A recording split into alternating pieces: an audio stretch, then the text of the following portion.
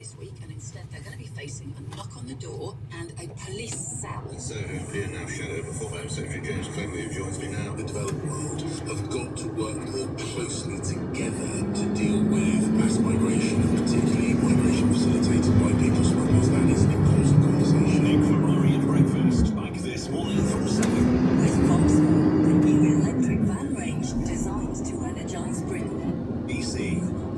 Pay attention, the ferry leaves at 10 a.m. Roads are busy. Right. Dad, pack the boot. Yeah. Rosie, got your teddy? Honey, how's the car? Windows clean, car mask. And the tyres. Oh, sorted him a quick fit last week. Brilliant. Planning the perfect getaway this summer? Make sure your tyres are up for the job. Book today at quickfit.com or your local centre. Quick Fit. Drive away happy every time. Next up, which markets might be affected by the election results? Hi, this is Peter, an investor on eToro. I feel that housing and energy stocks could benefit. Interesting, Peter. Let's hear another opinion. Alice here, also on eToro. I think results are so predictable that most market reactions will be priced in. Sounds lively on eToro. So download the eToro app and join the conversation there. Not investment advice. The value of your investments may go up or down. Your capital is at risk.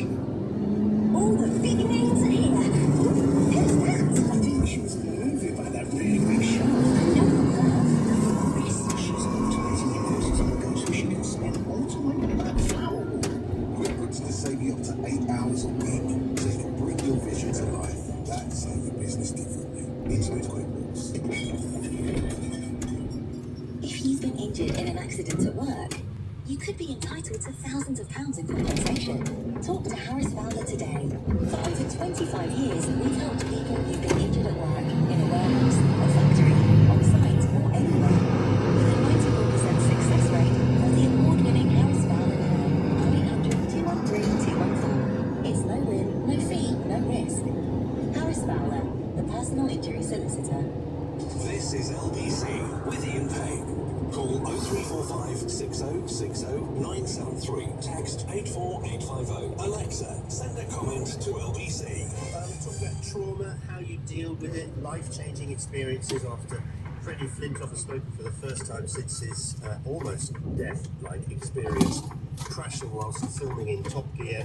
Thought he'd be recovered in 12 weeks. He started filming for this cricket program called Field of Dreams, when he takes disillusioned youngsters from Lancashire and teaches them about cricket and sort of helps them in their life. And this series is the second one, and he's going to take them to India. But he started filming for this series before the accident, and then after the accident he had to take a break for 2 years. Basically, he's obviously not well. He's still really suffering from some form of PTSD, crying, anxiety, not very good in social games. So I think the trip to India, a fairly spiritual place, I think we all agree, is as much for him as it is for these boys. That's what makes this series even better. It's on BBC One next Tuesday. Alex hasn't got in touch. She says, my mental health has been on and off really badly recently. I have bipolar, but I think PTSD as well. I've been like a doormat, like your previous caller said. I've been bullied, harassed, and threatened by a neighbour as well. Alex, I have it too, and I think kind of that you can live a fairly normal life, just get progress. Go and see a psychiatrist, not a GP. Go and see get somebody to make sure you see a psychiatrist, because they're the brain doctors. Don't be put off by people saying, no, you need to see your GP first. Get the GP to refer you to someone. Get on the program. NHS, if you can afford it, go private. I know lots of people can't afford it, so good luck. Honestly, you will. It's the most important thing my psychiatrist ever said to me about this. He said, I just need to tell you first of all, you will get better. Because that's the fear that people who have mental disorders are scared of. That's why they do the very serious harm to themselves that they do, because, I'm not a doctor, because they just think this is not going away. And that's what makes you feel so depressed. But ring the Samaritans. I think they're 116123. I know their phone number off by heart. Now, here is another gentleman who has suffered a life. My God, Ian, talk me through what happened to you.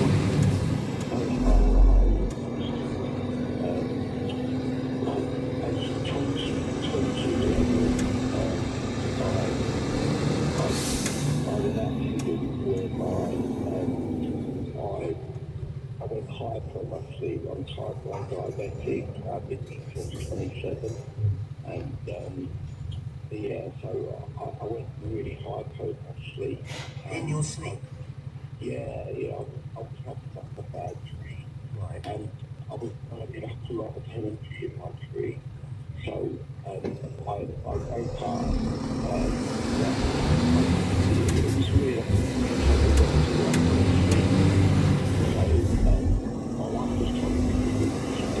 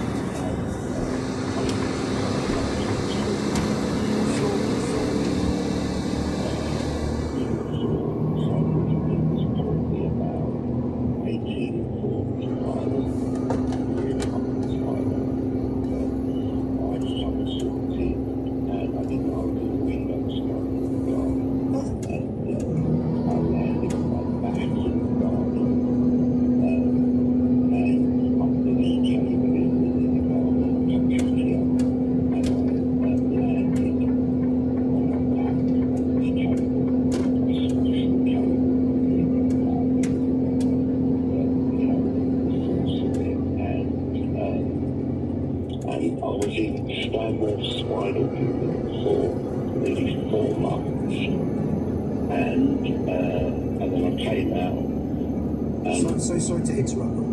Have you any idea why you jumped out of the window? It's something silly, but do you know where like when something happens whereby you think, oh, if I jump off this when I land, it'll wake me up. But what was happening was I was actually up. I thought I was still up in my bed, sort of dreaming. So I thought, oh, like you pinch yourself, you wake up. So I thought, if I land in the garden, it would wake me up. So I dug out the window thinking I was lying on my bed. I wasn't. So not only had you suffered a severe spinal injury, presumably you were cut by the glass to shreds, were you? Yeah, my back was actually it's out for a long time, and so that happened. I understand that you're up. I think you still are paralysed because of that. Yeah, I'm cut my spinal injury. So it's like that we have to adapt to things. I think we are very adaptable. Well, we are, but in 2019 you had another calamity. Yeah, I went into hospital for an operation to have a colostomy bag, and so they did keyhole surgery, and they did a keyhole surgery, and when I came out in recovery, I was okay for the first couple of days, and they try and get me to eat. It's like a hip replacement. They wanted to walk as soon as possible to give it. Well, they wanted me to eat, so as I was eating, and it just wasn't. It wasn't going for me. So they all was wrong, and then all of a sudden I was going, well, you're baby up, so then said to my wife, you better come up to hospital because we think we're going to lose him. So then this time they rushed me back into some weird time, and they cut me open. My chest right the way down past my belly button, and when they opened me up, they found that my large intestine had got sepsis, so they cut my large intestine out, and now I only have my small intestine, but they changed the operation from a colostomy to a ileostomy, because it's the things attached to my So you had the paralysis, the cuts, you had an operation to remove half of your bowel, and And then it says here you told my producer you went blind. Yeah, when I woke up from the operation, from the second operation, I was hearing things, but I couldn't see anything. So this went on for a few days, and then I was waking up, and I heard my daughter talking, and I said, Vanessa, is that you? She said, yeah, Dad, I'm here. And I said, I can't see.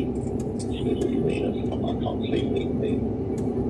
Anyway, so they did a load of tests, and my eyes were starved with blood, my optical nerves were starved with blood for about an hour, and the eyes could last about 20 minutes, I reckon, without blood, but this was prolonged for about an hour. So my eyes actually work. I don't look blind when you look at the other eyes. I'm so sorry that I'm going to have to stop the conversation purely because it's getting to the news channel. But just if you can you tell us how you cope now? What advice can you give to anyone who's been through half of what you've been through? If you've got family around you, I think that plays a big part in it. I think if you haven't got anyone and no one close to like this, that doesn't help, obviously. But with me, I just feel like there's nothing that I've got. It sounds really bad. I've got my family, but it's not enough because we've all got to have our own thing. We've got to have something we like doing. And, I can't find that. But yeah, I can't even imagine the pain you've been through. And again, thank you so much for coming on and being brave enough to share it with us here. So we're, as I say, very seems almost apologetic, doesn't it, to say thank you, but oh dear, you're a brave man. So when things get you down, just think you're lucky. It is exactly 6 o'clock. On your radio, on Global Player, and Play LBC. leading Britain's conversation. This is LBC. From Global's newsroom at 6 o'clock, more than 370 people have been arrested as violence in England and Northern Ireland continued for a 7th day last night. Several police officers were injured in Plymouth as the disorder spread into the southwest for the first time. Bricks were thrown and fireworks set off towards them as they attempted to keep rival demonstrations apart. Superintendent Russell Daw for Devon and Cornwall Police read out a statement last night. Sadly, a number of individuals have seen fit to cause disorder this evening. This type of behaviour is unacceptable within our communities, and our officers are fully trained to manage and de-escalate disorder as quickly as possible. The majority of people have behaved within the law, and I would like to thank them for this. US Vice President Kamala Harris has formally secured the Democrats' presidential nomination. She becomes the first woman of colour on the top of a major party ticket. US military personnel have been injured at an Iraqi military base in a suspected rocket attack. Tensions have been rising in the Middle East after a senior Hezbollah commander and the Hamas political leader were killed. Troops at Al-Assad Air Base are still assessing the damage. England's first fully digital service offering treatment to prevent HIV is due to open in East Sussex. For the first time, users of a drug called PrEP will be able to receive the medication without having to visit a clinic. Dr. Vanessa Appiah, a sexual health consultant, says the service will help to boost safe access to the drug. There are many groups of people that do not feel comfortable to access in-person sexual health services due to stigma around sex, around HIV. So this is another opportunity for people to access. Sales have returned to growth last month following the late arrival of summer. Figures show they increased by 0.5% compared to last July. The British Retail Consortium says they were boosted by people buying clothing and beauty products ahead of summer holidays. In the city, the FTSE 100 will reopen at 80.08 after closing down 166 points yesterday. The pound buys $1.27 and €1.17. LBC weather starting cloudy in the southeast and feeling humid. Showers which will be heavy at times clearing to the east. Elsewhere will be dry with sunny spells with scattered showers in the northwest. Highs of 25 degrees. From Global's newsroom for LBC, I'm Amelia Cox. This summer, the most spectacular Family Day out returns with what some people are calling the best sports sponsorship of all time. Who's saying that? I am Sergey. Compares the Market presents the 100. Music, fireworks, unbeatable family fun, merch, big hits. And most importantly, the greatest legends in cricket are back. Ooh, who's that? Us, Sergey. The sponsors. Experience the ultimate Family Day out at the 100. Sponsored by Compares the Market. Simples. This is LBC from Global, leading Britain's conversation with Ian Payne. Good morning. It is 3.5 minutes past 6 o'clock on the morning of Tuesday, August the 6th. Coming up, over 150 riot police were deployed in Plymouth yesterday as part of efforts to de-escalate tensions between rival groups last night. At least 3 officers were injured. Bronze Commander with Devon and Cornwall Police, Inspector Northmore, was one of those officers that was deployed. This is not protest anymore. In my opinion, this is violence. This is sustained violence. It's off the scale today. With the resources we've got, it's difficult. It's difficult. The Prime Minister chaired a meeting of the government's Cobra Emergency Committee yesterday and says rioters will feel the full force of the law. Whatever the apparent motivation, this is not protest. It is pure violence, and we will not tolerate attacks on mosques or our Muslim communities.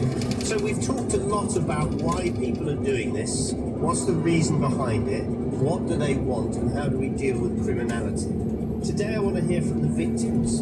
Are you, as the front page of the Daily Mirror has the story, scared to live where you live? Do you want to move? Are you a member of the NHS? Because staff there have been targeted as well. What is it like feeling the full force of these riots? Do you live in an area where the riots have been taking place? Tell me what it's been like. Across the pond, Vice President Kamala Harris is expected to announce her running mate later, ending weeks of speculation as the US pushes towards November's election. I'll be joined by Republican commentator Paul Durridge for more. We'll get the business update from Danny Houston and that terrible day for the FTSE 100 yesterday. And of course, we'll get Tuesday's front pages. 0345 6060 973. Text 84850. This is LBC. Page of the Daily Mirror today showing thug in sunglasses and a hoodie just throwing bricks willy-nilly at this was a rampage at the Rotherham Migrant Hotel. I mean, take your pick really. Like I said yesterday, it's probably easier to mention the towns that didn't have any trouble. Last night it was Plymouth. Rioters have targeted Asian and black communities despite what Elon Musk has been saying. Absolute nonsense overnight on his platform. NHS chief says staff feel afraid and unwelcome. Keir Starmer to mobilise an army of specialist cops. I want to hear from people who are scared, basically. You know, it can't be nice having this happen. Like I say, the only experience I've ever had of it, it pales in comparison to this. It's during 2011 when, you know, we were a house and a half away from having Molotov cocktails lobbed into our living room by some yobbos who come into our area. Families targeted by far-right thugs, this is what the Daily Mirror is saying, have told how they are too scared to leave their homes amidst the hatred gripping Britain. And this is what we need to do. We need to hear from the people who are directly affected by this. We can go on about, the government's not listening to us and it's all migrants and stop the boats, I'm not racist, but the most important thing here is the people who are scared and are being targeted, and how does your community deal with it? I mean, I'm just looking at pictures of Middlesbrough on Sunday. You know, a lot of the Asian community out there very, very angry, affected by this, you know. Are you living in one of those communities? Have you been in the mosque when the rubble started flying? You know, I mean, I would like to hear from a police officer as well, because I think you're victims in this as well. You really shouldn't be put into this situation, but unfortunately you have. and more of your colleagues are being injured. So if you've been on the front line, you know, I'd love to hear. You can be anonymous. Every time a police officer gets in touch with LBC, we always offer them anonymity if you want. You don't have to say who you are, where you are, or what rank you are, or anything. You can just tell us what it's been like on the front line, because I think that would be terrifying. You must think that someone is going to lose their life soon, don't you? I would have thought so. So let's hear from the people who are being targeted, maybe directly or indirectly. How does it make you feel about living here? Do you want to move? Were you at Plymouth last night? Have you been in Rotherham? Have you been in Bolton? Have you been where apparently the police were brilliant and dealt with both sides and there wasn't a single arrest? Too scared to leave our homes, it says here. Let's have a look. What else?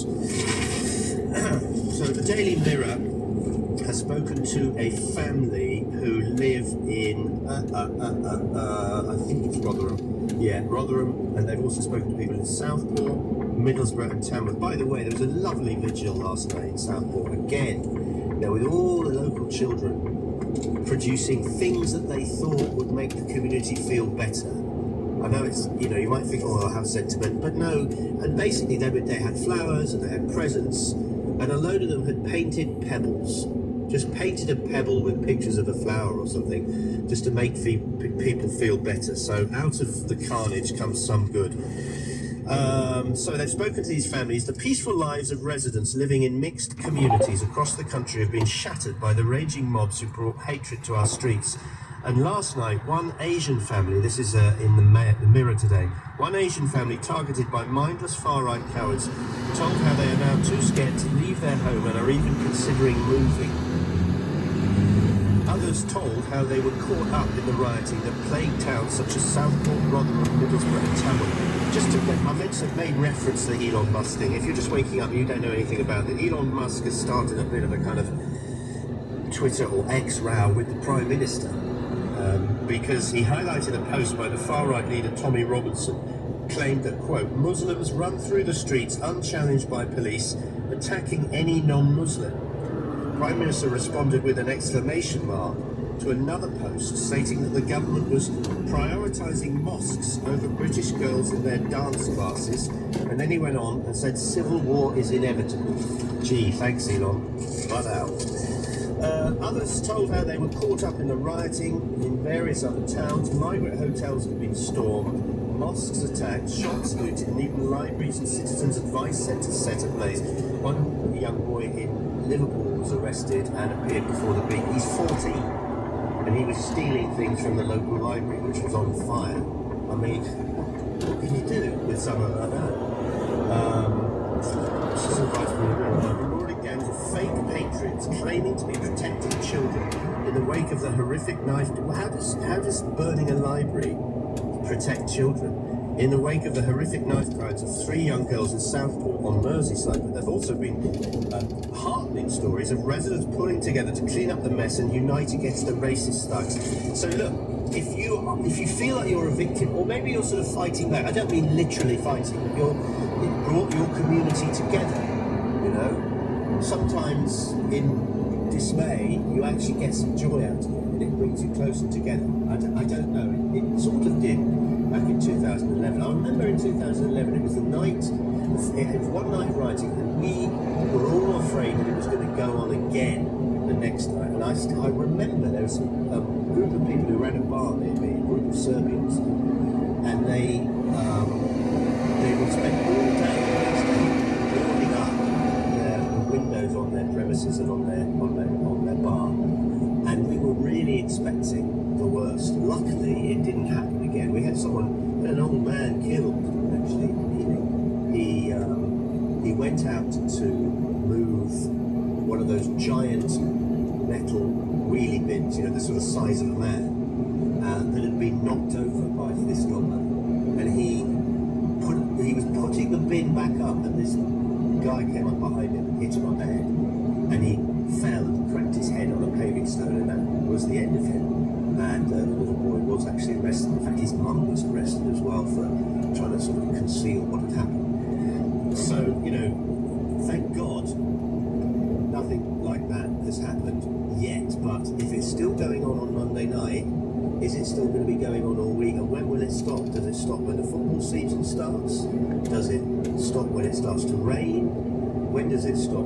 Let's go to Nigel, who wants to talk about your American friends. Good morning. Morning. I'll just start by saying, thankfully, it's not as bad as 2011. No, it's not. I remember 3 days in London, photograph was grim. But two of my American friends who are due to arrive next week have cancelled their trip to come here. They don't think it's safe. And you can't really blame them, can you? Two countries have told their foreign nationals not to visit the United Kingdom or be wary, and they've taken their... Well, the trouble is, things like that idiot Elon Musk saying civil war is inevitable and there are no-go areas, and Trump did the same thing, and they believe all this nonsense because they see a van on fire and think, my God, the whole country's on fire. Well, no, I think you're being a bit flippant, really. I mean, if you listen to your bulletins and look at bulletins from across different news networks across the world, they're reporting on police being attacked, hundreds being arrested, buildings being set on fire, people scared for their lives. That's nothing to worry about, do you? No, I'm not being flippant. I'm just saying that I'm not being flippant. I'm saying that if you think the whole country is on fire, it's not. There are many places where there's been trouble, but as you say, in London, there was trouble at the weekend, wasn't there? But, generally, people aren't out on the streets all night, so it wasn't as bad as 2011, as you yourself said. So maybe you're being flippant. No, I'm sure if you listen to the Time reporter 2 days ago, they've intercepted a telegram that said there are 36 cities targeted for further events this week. Well, let's see. All right, fair enough. I'm sorry your friends feel that way, but sometimes, it is true. It's horrible. We're going on a bit, of course we are, because we have to confront the stories of the day, and society is breaking down in certain areas. But let's not get absolutely obsessed with this idea, as Elon Musk is, that there are Muslim gangs running through the streets, stoning young English girls. Just let's have a little sense of perspective here. Let us, you are being flippant, says LJ. Okay, fair enough. And he says, good morning, just a quick one for Sir Keir Starmer. Where were the police in Birmingham last night, where there was unrest and chaos, threatening and attacking people for being white, and attacking a pub with families? Where were the police then? Alright, so you're claiming what? Where were the police in Birmingham last night, where there was unrest and chaos, threatening and attacking people for being white? Haven't seen that. Sorry, haven't. Good morning, Ian. Please see the other side of things, says Matt. Many videos on X. Thuggish behaviour on the other side. Muslims chasing protesters through a park, brandishing knives, shouting, Asian men going up to a Sky reporter showing a knife, and one having a sword in the background. One going up to a camera with a gun gesture, that when they left the vehicles, they tried to stab their tyre out. I've seen the stabbing of the tyre. Big videos of Asian men assaulting white men. Unsure if white men were part of the protest. Please see the other side. I don't agree with violence or racism, but illegal immigration has gone too far, and there does appear to be a two-tiered policing system. Okay, I haven't seen that. I've seen the guy slashing the tires. I didn't know which side, if I can put it that way, he was on. So listen, if like we say, sometimes we go with the conversation the way that you want it to go, and we can steer it one way, but it comes back to the other way. So if you weren't to talk about, oh, well, hold on a minute, there are these gangs running around with, I haven't seen them, but let's face it, if you're trying to protect your family, you're not going to run around with a knife. But as I did that night, I was really ready for it. If that guy had lobbed that Molotov that he was about to, I would have taken him out. I would have done, sorry. But you have to protect your family, don't you, in the end? What else are you going to do? 0345 6060 973 is the number to ring. I would like to hear from people who feel that their safety is in jeopardy. It's 6:17. Let's get the news headlines with Amelia Cox. Several police officers have been injured and 2 people taken to hospital as violence spread to Plymouth last night. US Vice President Kamala Harris has been officially selected as the Democrats' presidential nominee, and some military personnel at a US base in Iraq have been injured in a suspected rocket attack. LBC weather starting cloudy in the southeast and feeling humid. Showers which will be heavy at times clearing to the east. Elsewhere will be dry with sunny spells with scattered showers in the northwest. Highs of 25 degrees.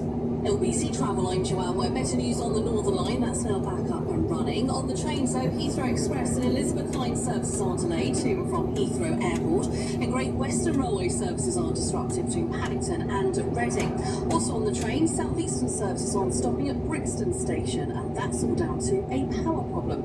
On the roads on the M2, the eastbound entry slip road at junction 2 at the A228 is closed, and that's for emergency repair works. One lane's closed on the A4 eastbound at Sutton Court Road in Chiswick. A bus has broken down, and in Kingston, Queen Elizabeth Road is closed southbound for emergency repair works. In central London, Whitehall is closed southbound from Trafalgar Square. This is LBC.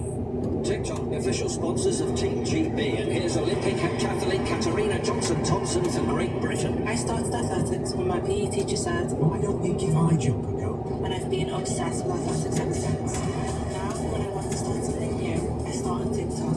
Like recently, I searched for TikTok. It started with a great big food on it.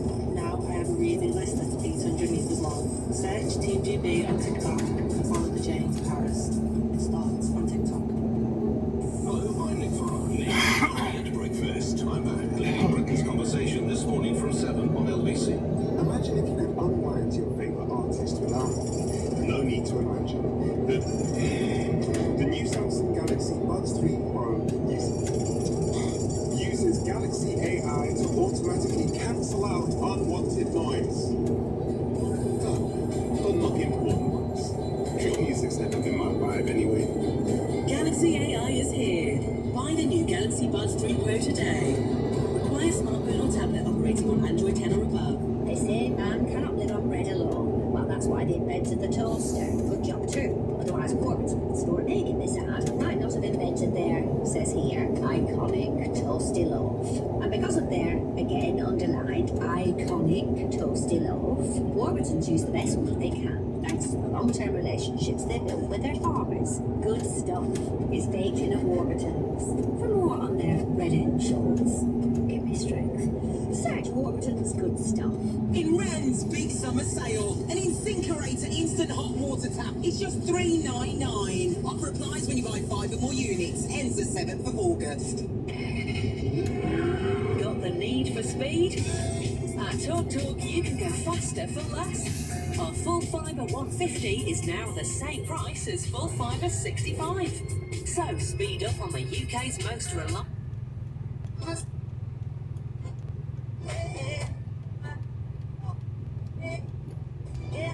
Terms apply. See talktalk.co.uk for more.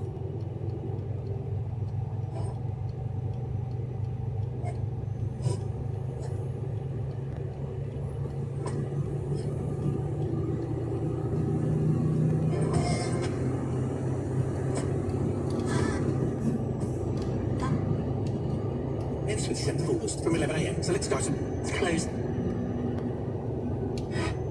Ian Payne on LBC. Call 0345 6060 973. Now, things are about to get interesting, okay? Because I'm getting a load of stick here saying you're not giving two sides to the story. You're not talking about the knife-wielding Muslim gangs or Asian gangs who are marauding and scaring us all away. And I was like, I haven't seen much about that. However, let us get a first-hand experience story from our very own Fraser Knight, our LBC breakfast reporter, who is in Birmingham. What happened to you last night, Fraser? Ian, good morning. We went to an area of East Birmingham last night, Alum Rock. Now, this is a part of the city which has a very high population of Muslim and Asian families there. And the reason we went there was because there had been lots of speculation online that a far-right group was planning to come and march through that area. Now, when we showed up, there were around 400 local people, Muslim, South Asian people, who had lined the streets essentially, ready to, they say, protect their community. And it was made very, very clear to us very quickly that we were not welcome there. In fact, it was about 2 minutes after we got there that the security guard that was with me said, we need to leave, we need to get out of here. Now, we tried to walk around part of the crowd, and within 10 minutes of us being there, we were chased down the street by a gang, really, of about 6 or 7 men. Now, the security guard who was with me said he turned round, saw them running towards us with what looked like a weapon in their hands, and we were chased for about 10 minutes before we managed to get to an area that was safe. Now, this is very different to what we've been seeing over the past week, purely because there were no far-right demonstrators there. This was just a group, a large group of Asian men who were clearly riled up. The tension were extremely high. And I have to say, they looked ready for what could have come to their community. Now, there was a small group later on that did break away who reportedly targeted a pub where they apparently had heard that the EDL were drinking. They were not. And there were also a group that targeted a number of cars. Police say they're now investigating them. But again, this sort of outbreak of violence happened despite the so-called far right not coming there. Disinformation that had been spread online. Did you get the impression they were armed? Yes, yeah. There were men walking around with sticks, and there were some who appeared to be carrying metal poles. I mean, they were all wearing knives. Well, now I can't say for certain that they were carrying. In fact, no, I can, because there was another broadcaster, Sky News, when they were there, and one of their reporters was followed by a man who had a knife, who actually tried to slash their tyres as they drove away, thankfully not damaging them too much that they weren't able to drive away. But clearly, you know, this was... Do you think they were aware that they were media rather than part of a gang? Oh yeah, yeah. I mean, look, I had my microphone, Sky had their camera. It was made very clear to us that we weren't welcome. There was a man in a car who shouted at me and the security guard saying we'd regret it if we stuck around. So very quickly we knew we'd have to get out. Are you okay? Yeah, I'll be honest, I've not slept much. I've been reliving it all night. I was very shaken afterwards, but yeah, we're all good, we're fine, thank you. What does it make you think? Are you reassessing the picture around Britain, having experienced that? Look, the tensions are high, Ian, and it didn't feel like anything I've ever reported on. You know, it was made very, very clear to me that we weren't welcome. We were actually chased. We had to run for 10 minutes. I'm not going to lie, I was scared. I was very scared at the time. But, you know, you can just see what's happening on the streets is putting a lot of communities on edge. And it's clearly something the police, politicians, and I'm sure these communities want to come to an end at some point. All right, well, look after yourself. Thank you very much indeed. I'm being so loads of look, you can call me a wet wipe and a melt and all the other things, but, you know, I'm only reporting what people are seeing, okay? And up until today, I'll be honest with you, I hadn't seen much evidence of the Asian backlash, if I can call it that, whatever you call it. People are sending me loads of videos here. I can't verify them, that's all. But Ian Wolverhampton is often on my case. He sent me a video, and it is a group of Asian men with Palestinian flags attacking one white man in a pub. And they give him a good old kicking. I don't know when it was or where it was in Birmingham, apparently. I'll have to take the word for it, Lee. I'm not going to doubt it. Maybe I need to change my perspective on this, because it sounds like this is getting, I don't know, it's getting a bit out of hand. That's food for thought. Sharon's in Gravesend. Hello, Sharon. Good morning, Ian. What do you think? Yeah, that's an interesting story. I just want to say that I'm British Asian. I've lived in this country since I was 2 months old. And I did want to say this on the radio, actually. But, you know, I've been called names of things. Well, not names, but I've been... What, in the last week? Well, I've said a couple of things to people that I know, not close friends. And I've said, and I clearly say this now nationally, it is on both sides. Yeah. And I'm Asian, okay? So no one can accuse me of being racist. It is on both sides. I see incidents on YouTube. But the problem is, Ian, is that people don't want to say that because of fear of being called racist. No, I'm absolutely, honestly telling you that I'm changing my mind, and it's happening today because of what I've heard. I've seen things, and the other thing is as well. Basically, about 3 weeks ago, 2 Sikh women were attacked in a temple with a sword. In a temple with a sword? Yeah. Yeah, they were Where was this? This is in Gravesend. And it was reported, it didn't make national news, but I think it's because the woman survived. And I Who don't was know attacking who it them? was. I don't know who it was, but they had a sword. Okay, I think it was an Asian man. It must be. I'm not saying that it was, but I'm saying it's likely to.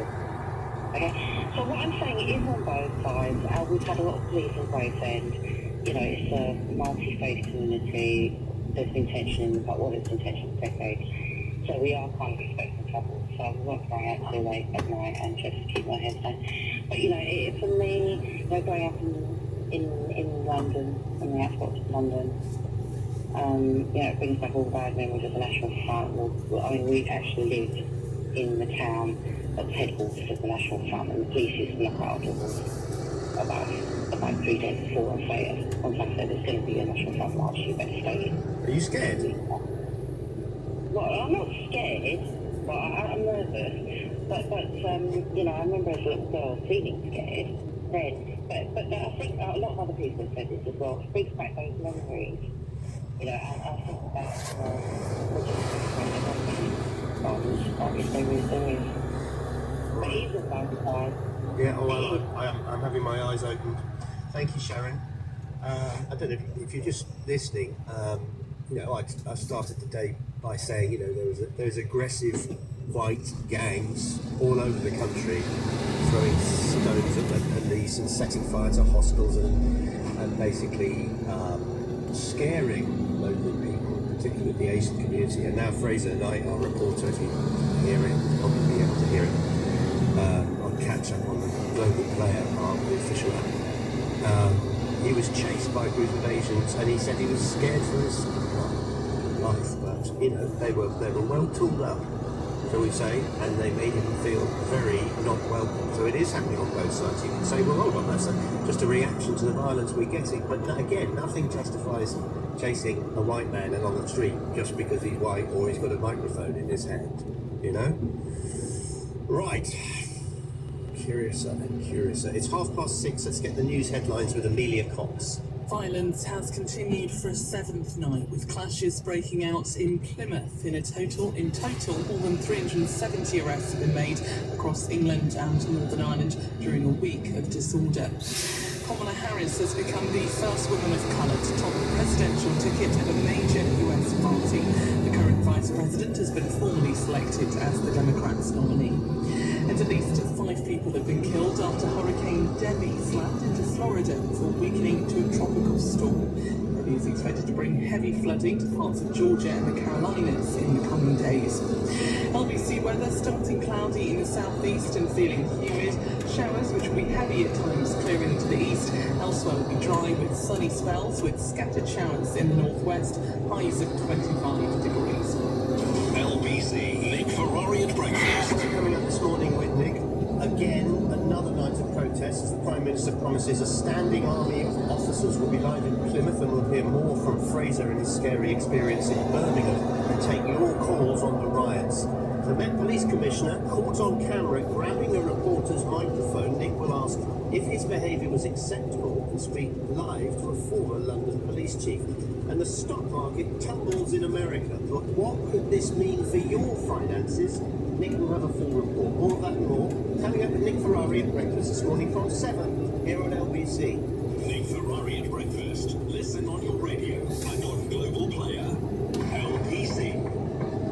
We all have our own little game day routines, like wearing your lucky pants for every work presentation. They don't know, but you know. Those tiny details make you GB athletes at Eurostar. Eurostar are proudly taking Team GB and Paralympics GB to Paris this summer. Let the games begin. Tell us about your game day routine for your chance to win a weekend in Paris at lbc.co.uk. From Goldbank London, the safe and sound way to buy gold. Part 1, security. It's imperative your gold is of the highest grade and securely stored for the future. The gold refined by Goldbank comes with fine scan technology, ensuring our highest authenticity and traceability. It is kept safe to a world-class grade 5 security standard. Goldbank London, kept safe For your future and sound. with solid guidance. Visit goldbank.co.uk. You could be our next Win Plus winner. Enter now to win big cash prizes and loads more at winplus.co.uk. 18 plus, GB only, T's and C's apply. Let's double check the route, okay? We're the mug and the biscuit tin is our target destination. Only stick to B roads. Clever. Did you check the car? No. No? The Quick Fit team did. You still make me chuckle. Planning the perfect getaway this summer? Make sure your car... Now we're in the morning out. The country starts off. We're moving forward, slowly and surely. Yeah. We're getting to a point.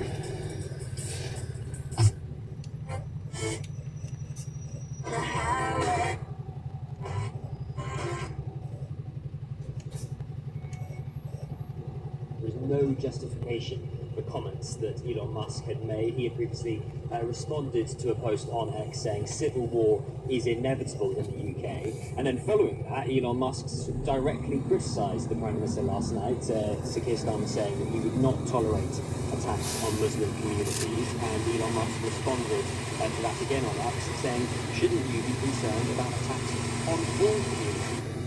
It's a far cry from the cosy relationship that the former Prime Minister Rishi Sunak had with Elon Musk. I suppose more broadly, ministers are concerned not just about criminal offences being taking place online on social media companies, but also about the spread of misinformation on social media, which has obviously led to some of these protests. And the Prime Minister's spokesperson saying that the government thought that the action by social media companies on disinformation so far doesn't go far enough, and promised the government hold them to account for that.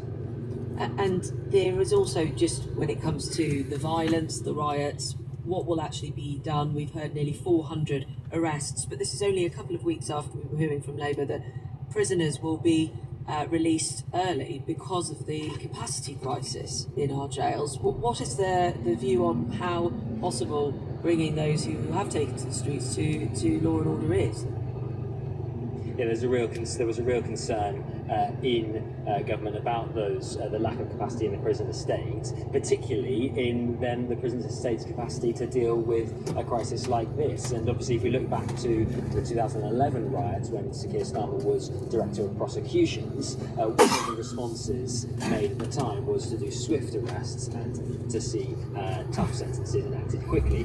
The challenge, if you haven't got capacity, obviously, to put anyone arrested, is how that would happen. But the government's saying that from next week, an extra 500 prison places will be available. They're going to do that by using new repurposed cells at Cookham Wood. They're going to accelerate fire safety work that was already going across the prison estate to bring those cells into use more quickly, and also use new housing block that was due to open further in the future. They're going to bring that forward at HMP Stockham in Rutland. So there's a number of measures, I suppose, across government that their ministers are trying to do to enable all these people that have been arrested to be detained.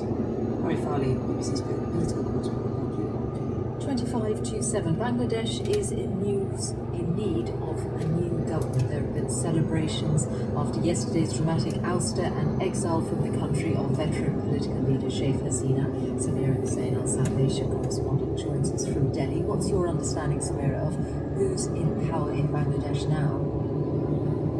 Well, in power right now, it seems to be the country's military, but the organizers of the weeks-long protests that led to the resignation of Prime Minister Sheikh Hasina, well, they've said that no new government other than the one that is proposed by them will be accepted.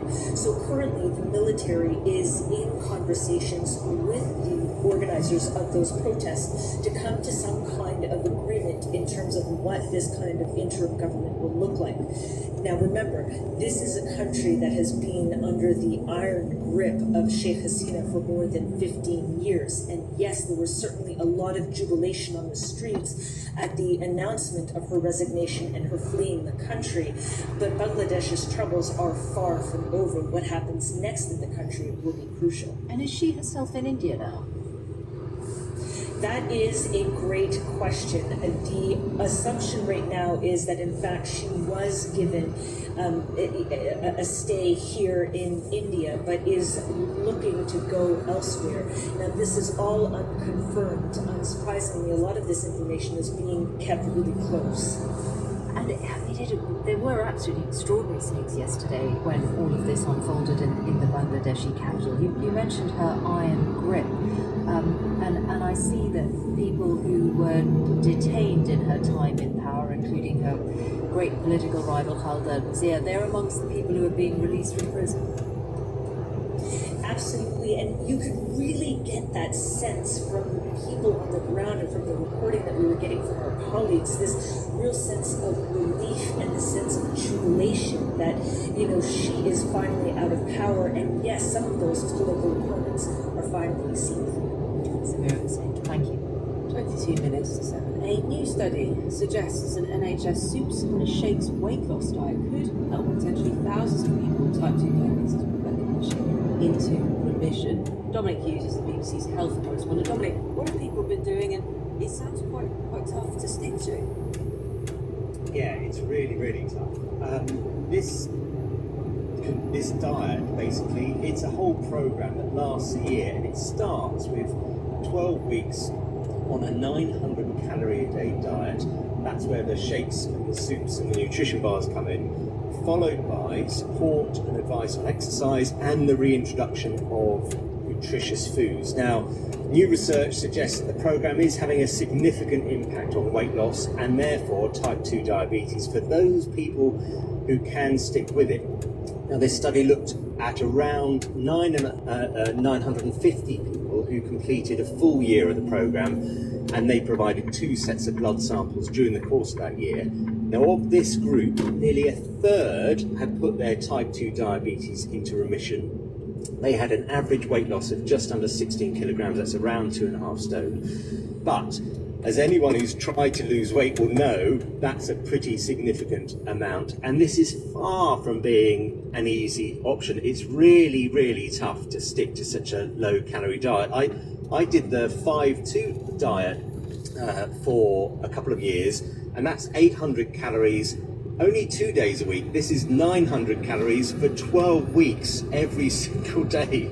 So it's really, really difficult. We know that 1,740 people started the diet in January 2022, and of those, only 55%, around 950 or so, completed it. So it's really, really difficult. Thank you for telling us more about it. We'll be speaking to the lead on this a bit later on in the programme after 8 o'clock to hear some more detail on it, the professor who can tell us more. Dominic Hughes, thank you. 20 to 7, let's have a look at the papers, and the front page is largely dominated by the rioting, taking slightly different takes. The Times, the Telegraph and the Mail all focusing on the spat between the Prime Minister and Elon Musk on X. The Mirror talking about black and Asian communities who are too scared to leave their homes. The Eye on what the Prime Minister said about deploying a standing army of riot police, but officers fearing shortages. The Guardian on far-right attacks should be seen as terrorism, says ex-police chief Neil Basu, and also featuring on its front page a report that's come out from the Jerusalem-based human rights group B'Tselem, which has said violence, extreme hunger, humiliation and other abuse of Palestinian prisoners has been normalized across Israel's jail system. The Guardian says that tallies with the former detainees who it has spoken to. B'Tselem said, "We were shocked by the scale of what we heard. It's uncomfortable as an Israeli-Palestinian organization to say Israel is running torture camps, but we realized that is what we are looking at." The Guardian says it suggested that under the direction of the far-right National Security Minister Itamar Ben-Gvir, mistreatment has become an integral part of Israel's detention system.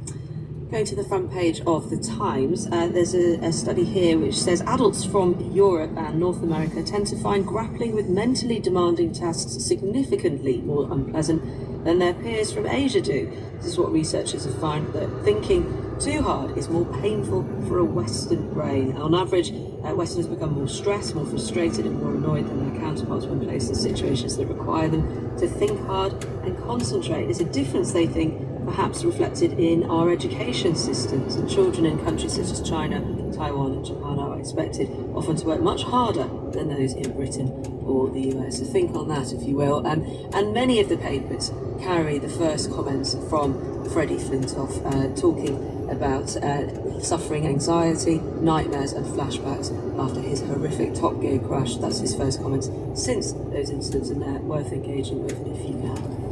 On main news this morning, police have come under attack in Plymouth, Belfast and Darling. Ireland unrest continues in parts of the UK. And after the there is of course the clean-up and the hope of no more of the racism and street violence. In Rotherham, where a hotel was broken into and where there was an attempt to set it on fire, John Maguire has been seeing how local community groups are trying to turn a corner. Tonight, guys, we're going to have a little walk and a talk, do what we did, that we're good at, which is going to see the public. In the shadow of the Holiday Inn Express Hotel, the focus of Sunday's attacks, now boarded up and guarded by police, the community team from Rotherham United Football Club are, in their words, going out to do what they do best, as they set off to help people and to offer local children places on their summer holiday activity days. No worries, thank you. See you later. Cheers, thank you. Thank you. There's widespread shock and disgust among people living here at what they witnessed. I was next mine and I'm used to seeing rioting, things like that, but not outrageous. I couldn't believe what I'm seeing. I can't believe it now, it's upsetting. Yeah. A hotel stands at the entrance to a normally quiet red brick estate around 7 miles north of Rotherham. Some here say this feels like a seminal moment, that something fundamental needs to change. I've got personal experience from 30 years of growing up here.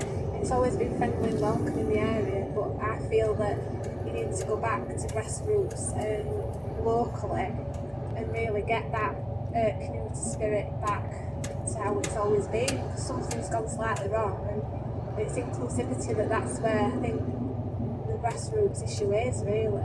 Much of the anger is derived from a sense that the violence was not only orchestrated, but also imported from elsewhere. And the asylum seekers living in the hotel were being targeted and victimised. I think the residents that's in the hotel, I think they must say to them, look, just keep yourselves low profile, don't wander too far. And they don't seem to, you see them in maybe 2s and 3s, and they're always polite, and you think, what's wrong with it? Ridiculous. The community team from Rotherham United have done this before, during COVID and flooding. Jamie says it's about talking to locals, asking how they can help. Checking if there's anything that we can do as a football club, or we can do more importantly as part of the community for them and their families, because sadly, people witness things that I'd hate for my girls to witness it. They saw it on TV and they were like, Daddy, is that Rotherham? I had to say yes. A few people that spoil things here, they won't win. The people of the town will win. The community has been out in force today. Stray Cats, and Mr. Gandhi himself in that one. In the town itself, housed in a former Victorian schoolhouse, the Rotherham Ethnic Minority Alliance works with asylum seekers and across various communities. Its chief executive, Azizam Akhtar, says the rioting is having a deep effect. I just heard from one volunteer of ours who was due to have an insulin pump appointment at the hospital to have a new pump fitted, but she didn't want to attend her appointment at the hospital because she didn't feel it was safe for her to go. But that's how scared people are, that they are actually not taking those vital services to themselves. Hideaway in COVID, we came out. Back at the estate, not everyone here is in favour of housing asylum seekers in this hotel. But it's the violence people witnessed here in recent days that they say is completely unwelcome. It is 13 minutes to 7. What is the most effective way to prosecute rioters and those causing violence and stirring up racial hatred? Neil Basu, former head of counter-terrorism at the Met Police, has told the BBC, "We have seen serious acts of violence designed to cause terror to a section of our community which has crossed the line into terrorism." Is prosecuting the rioters for terrorism the right way of dealing with this? Jonathan Moore, KC, independent review of terrorism legislation, takes a different view. I think it's possible to call it terrorism, but there's a big caveat to this. It's not what legally counts as terrorism, it's whether you want to use terrorism powers. At the moment, most of this appears to be really overt violence. You don't need the clever techniques that counter-terrorism police use to try and catch, detect and prosecute these people. I also think that you need to be cautious about applying counter-terrorism in effectively live incidents. It could be escalatory. You'll end up with finger pointing. One group will start saying, well, if you're calling these people terrorists, why don't you call these people terrorists? So it's possible to apply in unprecedented circumstances. I would counsel against it. I haven't seen any evidence that current laws are not sufficient. And those laws that should be used are what at the moment? Well, all the laws against violence and stirring up racial hatred. I mean, it was something that I said back in the day during the pro-Palestine marches, that you shouldn't use terrorism powers to do with protest. Protest on the face of it is good. If it turns into violence or if there is stirring up racial hatred, that's prosecuted. I mean, I think that actually the area of law perhaps that one should look at is the over-rigid application of the contempt of court rules here. What this meant was when the terrible killings in Southport took place, which lit the flame, there was a massive information deficit. And of course, into that deficit rushed all sorts of disinformation, feeding the anger, including a lot of racist lies that we're now playing out. When these incidents happen, people do want to know what is going on. It's completely just when you see it. It's a terrorist incident or it's a mass slaughter like happened in Southport. People want to know what's going on. There are circumstances, when you have to suppress information because it might prejudice a fair trial. But I seriously doubt whether the government and the CPS have got this particular balance right. The only issue here is whether or not this person has committed murder or is acting under domestic responsibility. Judges are very used to directing juries. We trust juries to put aside irrelevant information. If more information had come into the public domain sooner, I think that would be much better. And I know that when the CPS tried to stop the name of the individual coming out, which was a few days short of his 18th birthday, the judge overruled them quite rightly and said that a lack of information feeds the vacuum. So I think one of the key lessons from this is really trying to work out, is there justification for keeping information away from the public? I do think the public have the right to know, subject of course to a fair trial, but the right to know when these terrible incidents took place. And the lack of information has led to all of these lies, because that has led to what's happening on the streets. But prosecuting rioters for terrorism isn't the right way forward, as you see it at the moment. No. Jonathan Ball, Casey, independent reviewer of terrorism legislation. 10 to 7 is the time. East Sussex has become the first area of the UK to offer access to PrEP, the drug which protects against infection with HIV, through online and phone services. PrEP is regarded as a major tool to achieve the aim of zero transmission of HIV in the UK by 2030. But until now, getting it has always involved an in-person visit to a clinic or doctor. Here's one man in his 50s who's already accessed the service. I think my reluctance to using PrEP in the past has been getting access to it, not wanting to go to the GP. So then that means accessing a sexual health clinic, which you also feel there's a stigma attached to that as well. I think with the digital version, first of all, I gained the information online. I was really clear and simple. I knew what I was doing next, and then I completed the online questionnaire, the prescription, which I'll also be able to get online and then collect from a local pharmacy. So I feel really good and very positive about the whole thing, and hopefully being like this, it will mean that other people are able to access it. Dr. Vanessa Appiah is with us in the studio, an NHS sexual health consultant and also one of the medical directors of Preventex, which is a company that is working with the NHS on what is, I think, Dr. Pierre, still a pilot in East Sussex, is that right? It is, yes. So it's an authority that recognised that there were 330 people that were taking up PrEP, but they also recognised a significant need of over 1,000 people that didn't have access to PrEP, for a number of reasons. In terms of capacity at the service was one thing. So they decided to elect and take part in this pilot to see if they could broaden access. And do you hope that it's available elsewhere in the UK? Definitely. I think the issue with PrEP is about expanding access and making sure there are multiple opportunities for people to access PrEP. For some people, going to an in-person service is exactly the right service and appropriate for them. But there are some people that you've just heard from that may feel that they don't want to attend a service due to stigma, concerns related to that, also convenience due to their work and other commitments. But also in the system that we're in at the moment, where many services do not have enough funding, the capacity to receive patients is reduced, so that can also limit access as well. When you say the in-person services, has it everywhere else in the UK always had to be a dedicated sexual health clinic, or have people been able to access it through a GP? So it's predominantly through sexual health services. GPs can signpost to sexual health services and are integral partners in that, but it is from in-person services.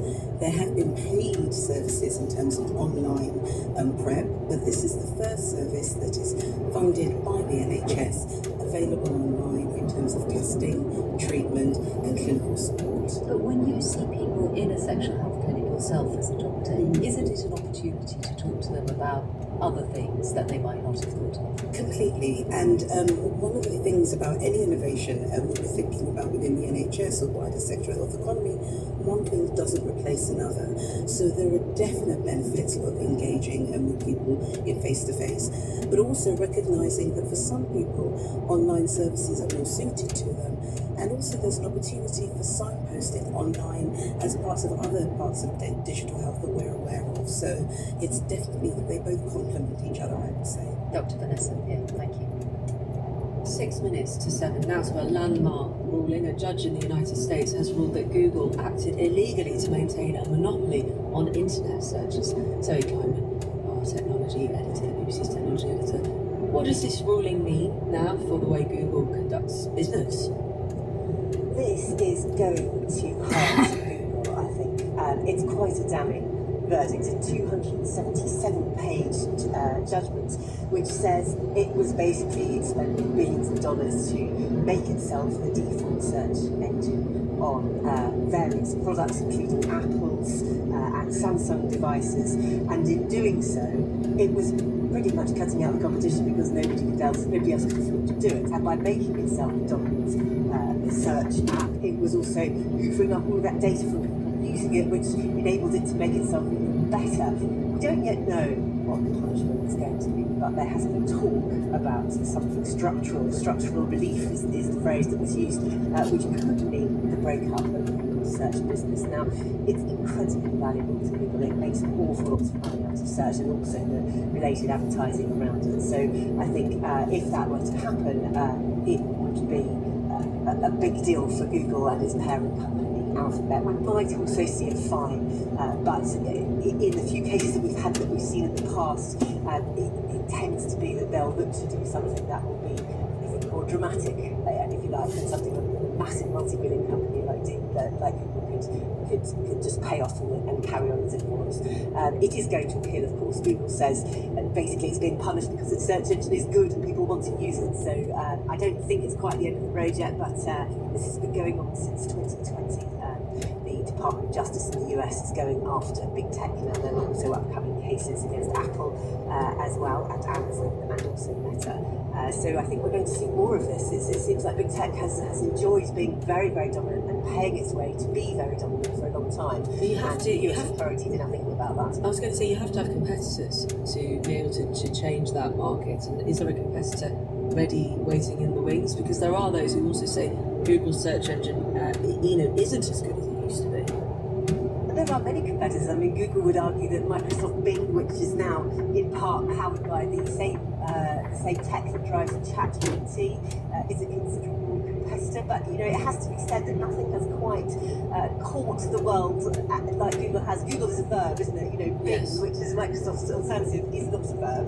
And I think you know, there are smaller options out there. There's loads of browsers. There's things like Opera, like DuckDuckGo, search engines that you use, but none of them really have that clout, and they don't have the money to make themselves that, you know, to put themselves in that position. I mean, who else can bring up Apple and say, you know, make me the dominant, make me the web browser that every single person who has an Apple product has to use? Sorry, web browser, the search engine that everybody has to use. Well, it's certainly potentially a big moment, as you say, and good to mark the start of it. A long time in the making of that particular court case. Zoe Kleiman, BBC's technology editor there. Thank you. 3 minutes to 7. Let's get the latest on the weather. Here's Chris Forms again. Good morning, Chris. Hi, Emma. Good morning. I think overall today the weather looks quite good, really. We do have a weak weather front bringing a few patches of light rain for sun this morning, and there will be a few showers into the northwest later on, but really most of us will see some pleasant spells of sunshine at some point during the day.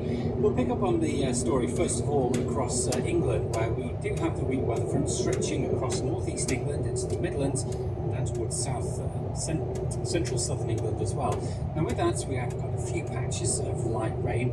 The front itself will move eastwards, so could see an odd patch of rain turning up across East Anglia for a time later this morning before it clears completely out of the way. Further west for Wales and western areas of England, we've already got breaks in the cloud and spells of sunshine, and those brighter conditions are going to spread the way eastwards across England as we go on through the rest of the day today. England and Wales top temperatures today pretty reasonable really, 20 to 23 degrees Celsius, so generally around about average. We could reach 25 degrees across parts of East Anglia and South East England, where it will continue to feel a little on the humid side. Now for Northern Ireland, we're looking at a fine start to the day, sunny spells. It will turn a bit cloudy here with some showers working in through the afternoon. And for Scotland, we've got an odd patch of rain across the eastern areas to clear out of the way. Sunny for a time before showers work into western areas later this afternoon. Temperatures here, 18 to 21. That's the latest. Thanks very much, Chris. This summer, immerse yourself in the world's greatest classical music festival. From epic Holst and monumental Beethoven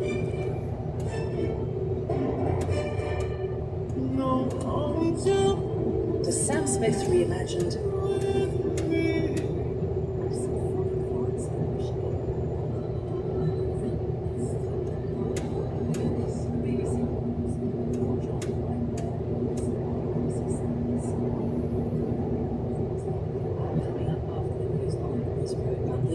Plymouth, which saw disturbances last night as violence continued and protests to spread across the country. And we'll also be hearing from those who have been specifically affected and their experiences. You're listening to Today on Radio 4 with Michelle Hussein and Emma Barnett.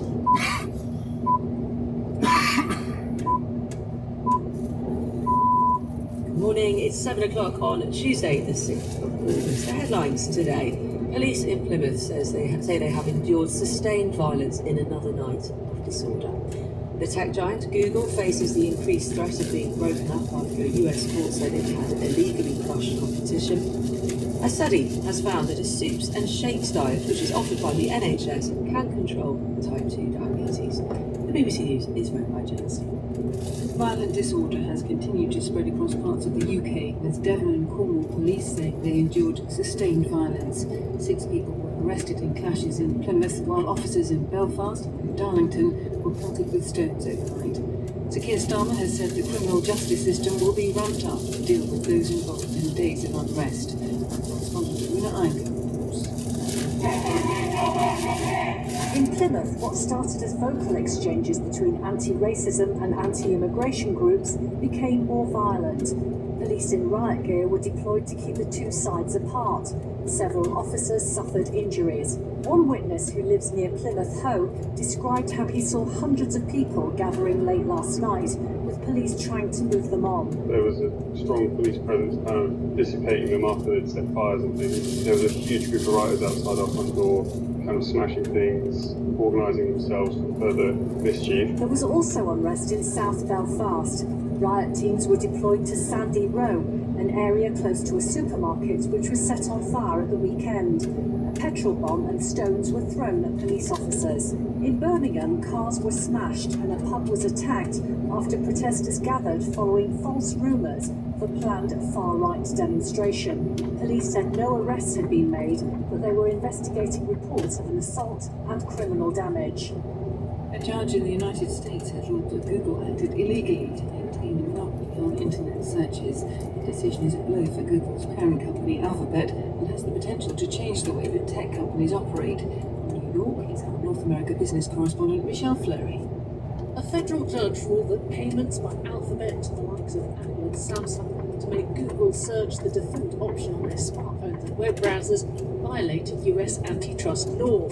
He said Google was a monopolist, and the money it had spent in effect blocked rivals from succeeding in the market. The ruling represents a major setback for Alphabet, which plans to appeal. The Justice Department, which filed the case nearly 4 years ago when Donald Trump was president, hailed the outcome as an historic win and said it would continue to vigorously enforce antitrust laws.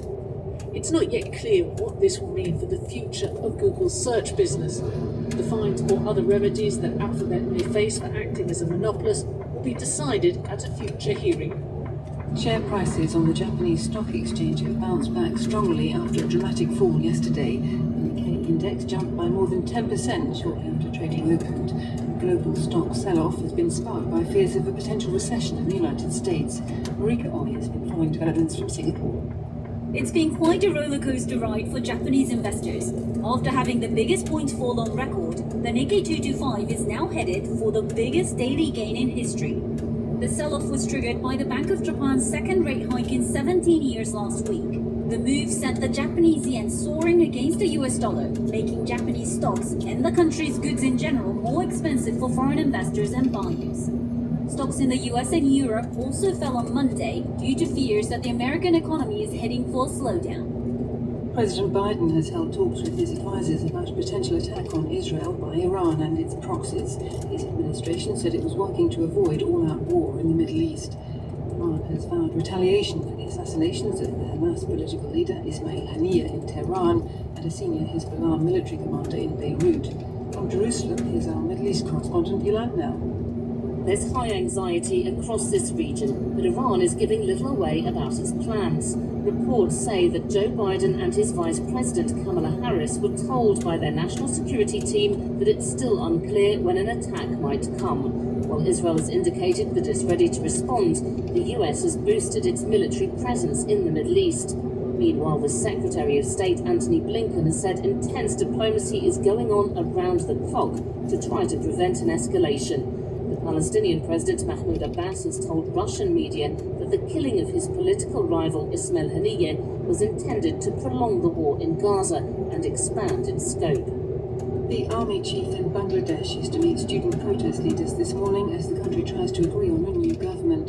Prime Minister Sheikh Hasina resigned yesterday and fled to India after 15 years in power. There have been weeks of increasingly violent protests against her.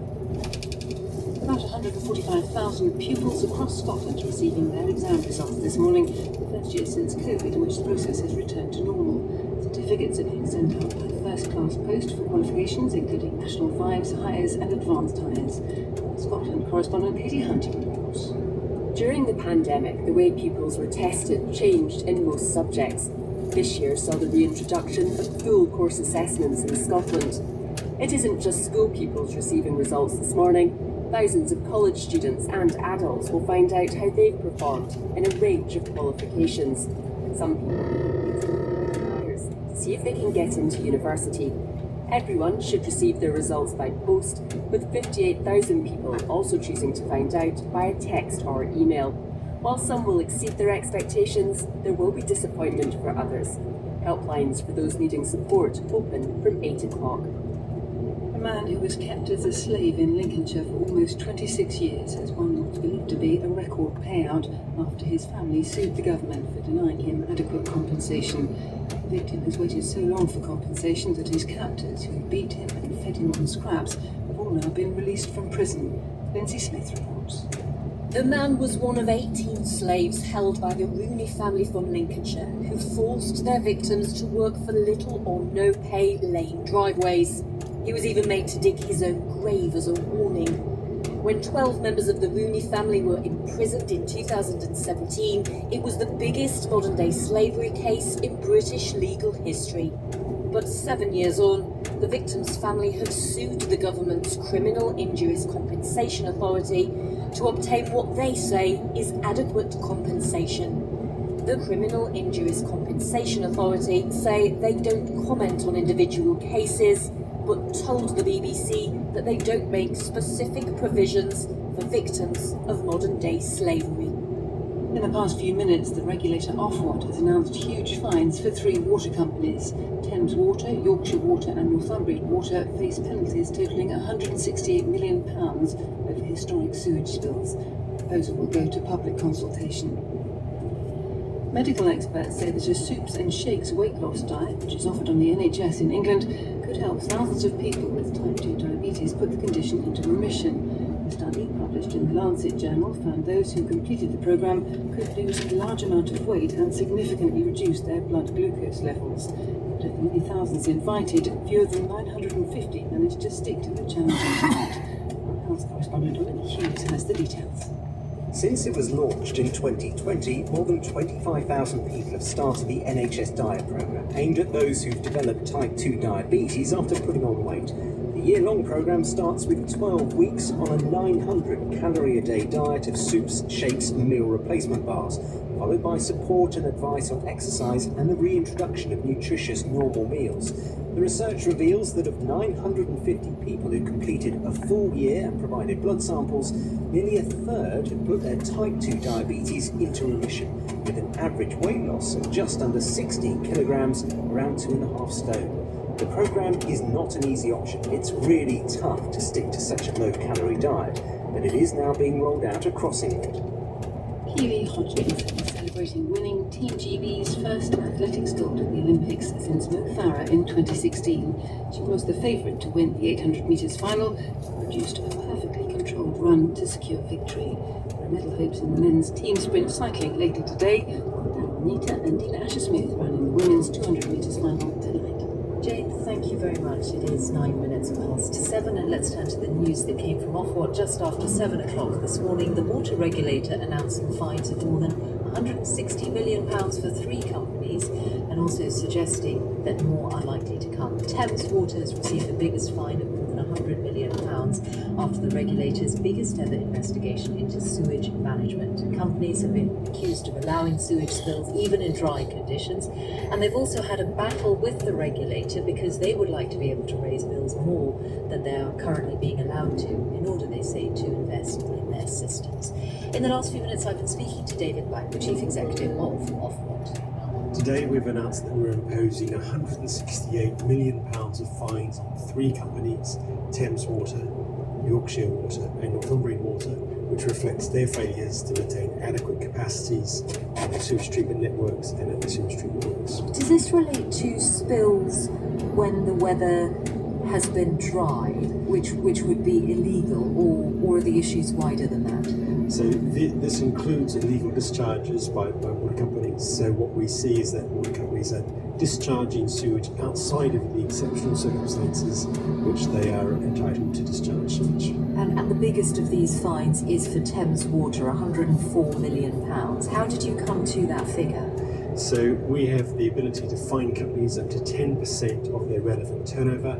So we've imposed a fine of 9% on Thames Water at the upper end of the range, which reflects the severity of their offences. So the scale of the fine reflects both the size of the company and the severity of the offences. So Thames being the most severe, Yorkshire, followed by Yorkshire, followed by Northumbrian.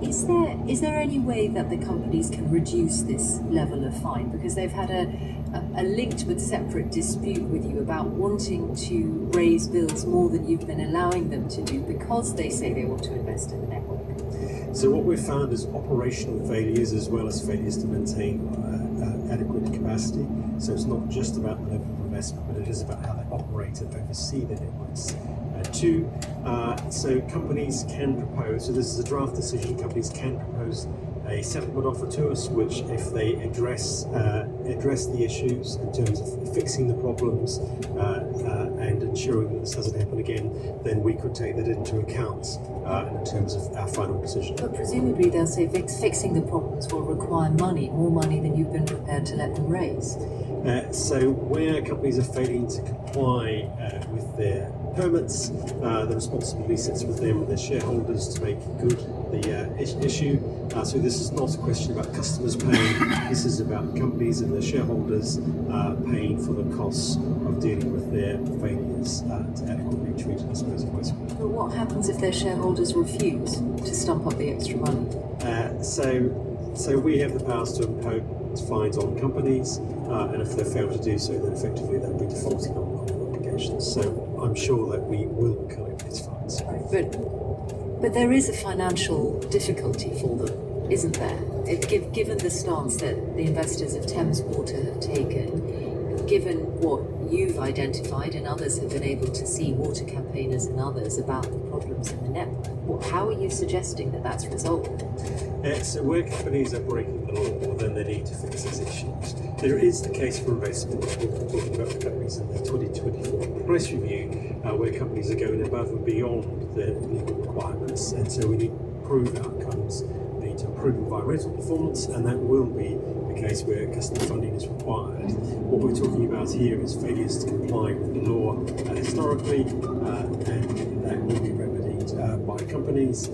We will consider the remediation plans and the costs associated with those when companies prepare them for us. But in the first instance, it's up to companies and their investors to comply with these obligations. And what if investors decide that these are assets not worth holding anymore? Well, what's the long-term future of these companies when they're facing significant costs to run a proper system in the future? These are multi-billion-pound companies. They remain attractive to investors. So I'm confident that the sector is investable. We've set out our 2024 price review on that basis. The sector has raised over £4.6 billion of new equity from shareholders over the last 4 years. So that's a vote of confidence in the sector. It does face challenges. It's absolutely important for both investors and customers that companies comply with their legal obligations, and that's what our £168 million of penalties today is designed to reinforce. And that's 3 companies in the spotlight with these fines today. What about the others you've been investigating? So we have 3 other companies which we opened cases to at a similar time. So we're on track to announce decisions for these companies later this year. And we've more recently opened cases against 4 companies, and these decisions will follow. We appreciate the need to get to the bottom of these issues as soon as possible, and we're working to address this. We're obviously open to companies coming forward in light of the decisions today, the other companies, to more rapidly address these issues. That suggests that you're going to find all 7 of these companies guilty in the same sort of way.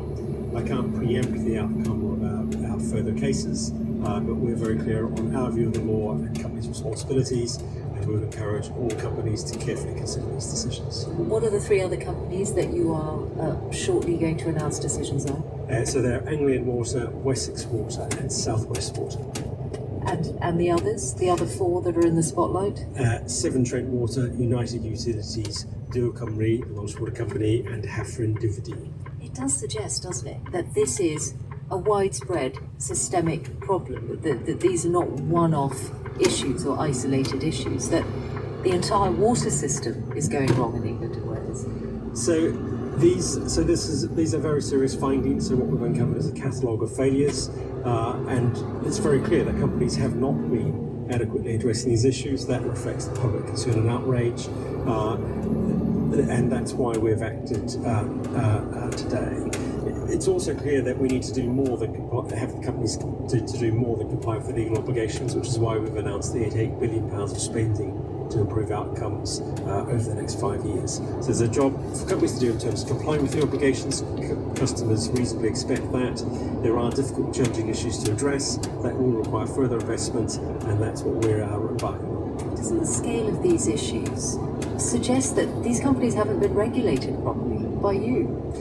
So the scale of the issues underline the need to have sufficient monitoring in place, and that's why regulators, ourselves and the Environment Agency, require companies to establish this level of monitoring. This is actually a world first. It's not done in any other country as far as I'm aware of. So what we're holding companies to is a very high standard, but it's absolutely right we do so. This is a serious issue. It needs to be addressed, and that's why we've announced the £168 million of fines this morning. David Black, thank you very much. The time is 16 minutes past 7. Riots and disorder have continued to spread across the UK. It's been a week now, as last night police were attacked in Plymouth, petrol bombs thrown at offices in Belfast, and vehicles and pubs damaged in Birmingham. Nearly 400 people have been arrested after 7 days of riots, largely driven by racism and anti-immigration sentiment. The Prime Minister says those rioting will see swift criminal action.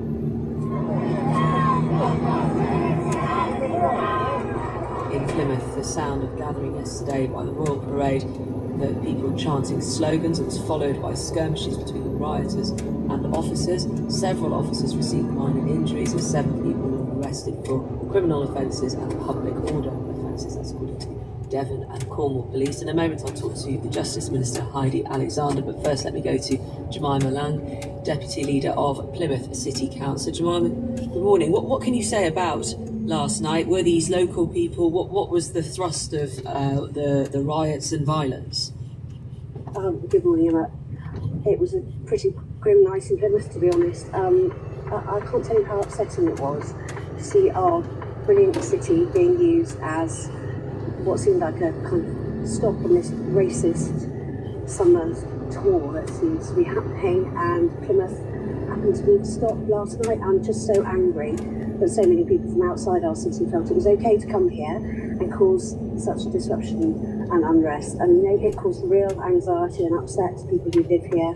We get on pretty well in this city. It's a brilliant place to live, and last night's events were not reflective of us as a city. You say people coming, so not locals? No, there were, of course there were locals there, but definitely we know that there were people who deliberately came to Plymouth last night to cause trouble, to wild people up, and most protesters were peaceful, but we were really appalled because there was a small number of individuals, and you said, there were a few police injured, and they really did engage in aggressive, violent and abusive behaviour, and it's really not what Plymouth's about. It was incredibly upsetting to see, and I want people to see Plymouth for the brilliant place it is, not the scenes that they saw on television and across social media last night. Jemima Lang, Deputy Leader of Plymouth City Council and Labour Council. Let's welcome Heidi Alexander, Justice Minister. Good morning. Nearly 400 people arrested so far, more to come. You only just a couple of weeks ago announced that more than 5,000 prisoners will have to be released early in September and October to tackle the prison overcrowding crisis. How are our systems, how are our prisons going to cope with this? So we will make sure that anyone that is given a custodial sentence as a result of the riots and disorder, there will be a prison place waiting for them. What we have been able to do in the last week since the problems have arisen is that we've been able to bring forward some additional prison places that we had been due to bring on stream later in the month. There's 567 additional prison places at places like Stockham in Rutland. A new house block is being provided there. We've repurposed some space in Cookham Wood in Kent, and so we are confident that prison places will be there so that people who are perpetrating this disgusting behaviour on our streets and in our communities, if they're given a custodial sentence, that they will be serving time in jail. And the charges, Neil Basu, former head of counter-terrorism at the Metropolitan Police, has told the BBC serious acts of violence designed to cause terror with this violence have crossed the line into terrorism. As Justice Minister, do you agree? So I think that there have been a range of offences that will have been committed. I don't know exactly what he has been talking about, but there have been very serious offences that have undoubtedly been committed, which will carry very significant jail terms associated with them. Obviously, sentencing is a matter for the independent judiciary. No, it's just whether the charges should be tougher. So I think the decision about charging will be a matter for the CPS, and they will be looking at all the evidence that they have available to them. As you will appreciate, there's a huge amount of digital evidence that they have to wade through, and we need to make sure that the cases that are put before the court, the prosecution has been built, all the evidence is there, so that that we can deliver swift and effective justice, and people pay the price for their actions, and that there are consequences for these actions. Well, it's also about a deterrence, isn't it? Because the question again this morning is, when's it going to end? Well, of course. And look, I think we need to continue what the government has been doing since the word go. We've gripped this crisis. Keir Starmer announced the Violent Disorder Programme last week to ensure that the police can properly share intelligence, that we can do more with things like facial recognition technology. We've stood up the additional police officers who have specialist training in public order. We're also making sure that all parts of the criminal justice system stand ready to deliver that swift justice as well. And we are looking at whether the additional court protocol might be something that is invoked in certain areas. That will be a decision for the judiciary based upon the request from the local chief police officer and the chief prosecutor in that area. But that might mean, as was the case in 2011, that magistrates' courts can extend their hours, sit longer, sit into the evening, sit over weekends. So that might be coming, but I suppose, what have you planned for? Have you got any idea of how long this is going to last? So we want to get this under control as quickly as possible, because we can't go on with what we've been seeing. It's not going to be tolerated. We've seen, outright criminal behaviour, racist attacks, dangerous extremism, and we will not tolerate that in our country. And so I know that the Home Secretary, Yvette Cooper, is in constant contact with the chief police officers. We need that really robust police response so that people can feel safe and are safe on the streets and in their communities. Is the issue with this? You're asking me an open-ended question, Emma, and I don't have a crystal ball. I've got to be honest with you about that. What I do know is that this government will leave no stone unturned in our efforts to bring this disorder to an end and to ensure that those people who are perpetrating these horrendous acts of violence on our streets face the full force of the law. And so, look, I know that my colleagues, ministerial colleagues, as well as officials within the Ministry of Justice, within the office, are sort of working night and day at the moment to make sure that we grip this situation and that we can bring back some... We're going to have to leave it there. Heidi Alexander, Justice Minister. 24 minutes past 7. One of the world's biggest flexible workspace businesses has just turned its first profit since before the pandemic. Sean can explain. Shows good bellwether for how economies around the world are getting on. Key question this morning. International Workspace Group has more than 4,000 office spaces globally for other companies to use. £2 billion of sales, and it's turned a small profit for the first time in 5 years. Mark Dixon is IWG's founder and chief executive. Morning, Mark. Good morning. A large chunk of your business is in the United States. Do you see signs of a recession in the US that others do? No, we don't. We were a good sort of early bellwether to changes to the economy. We're still seeing very strong growth in the United States. Look, it's not an easy economy and hasn't been for a while, but it's certainly not a recession, and there's lots of companies growing in the US, so we're quite bullish on the US. So bullish on the United States. Here in the UK, growth has been a big topic of conversation in recent weeks. How do we get it? Have you seen signs that would encourage you to spend more money here rather than other places around the world? Well, we're certainly growing in the UK, and again, we're quite optimistic about the UK. We like the narrative that's coming from the new government on growth. We hope that policies will come in place that will encourage or release entrepreneurs. They're all there sitting under the surface waiting waiting to do business. What are those policies, Mark, that would encourage those entrepreneurs? It's basically create a tax system that encourages people to invest and back new startups, similar to the US. You know, it's a very strong investment regime and a tax regime that really focuses on getting support for new businesses. You can basically write off some or all of your losses against tax if things don't work out. So more people invest in new businesses. That's what creates such a vibrant startup environment in the US. That in the UK would help a great deal. And Mark, just about where you as a business are based to raise investment. You've talked about moving your stock market listing to the US, away from the UK. What would persuade you to stay and raise investment through London in the long term? Well, it's not about raising investment actually for us, because we're producing a lot of cash, so we have no need to raise fresh capital. We're not looking at these things overall. It's not the main part of our business. We operate in many countries. We're listed in the UK at the moment, and we have no plans to change, but it's something we keep under review. It's really what our investors want to do. If our investors would prefer us to be listed on another exchange, maybe the US, then we consider it, but it's certainly not at the top of our agenda today. Mark, thank you. Mark Dixon there, IWG's founder and chief executive, not so convinced that a recession in the US is around the corner. More on that just before 8 o'clock. Israel's leading human rights organisation, B'Tselem, has said conditions for Palestinian prisoners detained in prisons and by the Israeli military amount to torture. The Red Cross has not been allowed to visit Israeli prisons since the start of the war in Gaza last October. But this report says that testimony from former detainees points to a systematic policy of abuse, starvation, violence and humiliation. From Jerusalem, Paul Adams reports.